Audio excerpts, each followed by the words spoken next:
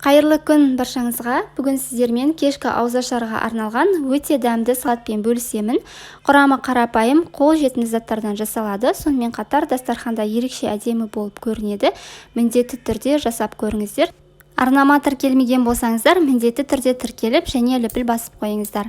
Ең алдымен осындай лавашымызды алып, ас үй қайшысының көмегімен кішкентай төрт бұрышты бөліктерге бөліп кесіп аламыз. Кейін қызып тұрған майдың үстіне салып, жақсылап аударып отырып, екі жағында қуырып алатын боламыз.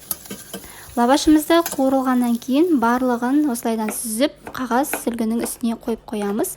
Кейін бір дана қиярымызды алып, алғашында қиғашынан барлығын ұзын етіп кесіп аламыз да, одан кейін соломка түрінде турап шығамыз. Одан кейін бір дана маринадталған қиярымызды да дәл жаңағыдай етіп, соломка түрінде кесіп алатын боламыз. Кесіп болғаннан кейін барлығында ыдысымызға орналастырып аламыз. Одан кейінгі кезекте осындай тауықтың төс етінде ұзынша етіп, соломка түрінде турап шығамыз. Одан кейін бір дана жұмыртқамызды алып, ағы мен сарысын ажыратып аламыз. Және ағын соломка түрінде кесеміз, ал сарысын өте майда етіп, майдалап кесіп тастаймыз. Барлығында кесіп болғаннан кейін ыдысымыздың үстіне салып аламыз. Ең соңынан консервіленген горохымызды саламыз және үстіне майонезімізді қосып, барлығында жақсылап араластыратын боламыз. Осымен біздің салатымыз дайын болды. Енді тарелкамызға әдемелеп барлығында орналастырамыз.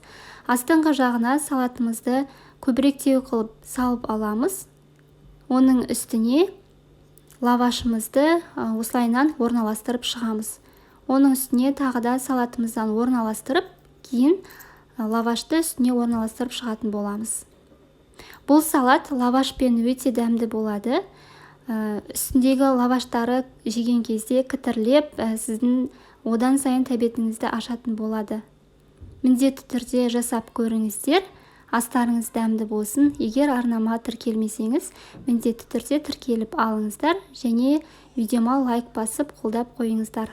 Астарыңыз дәмді болсын, оразаларыңыз қабыл болсын.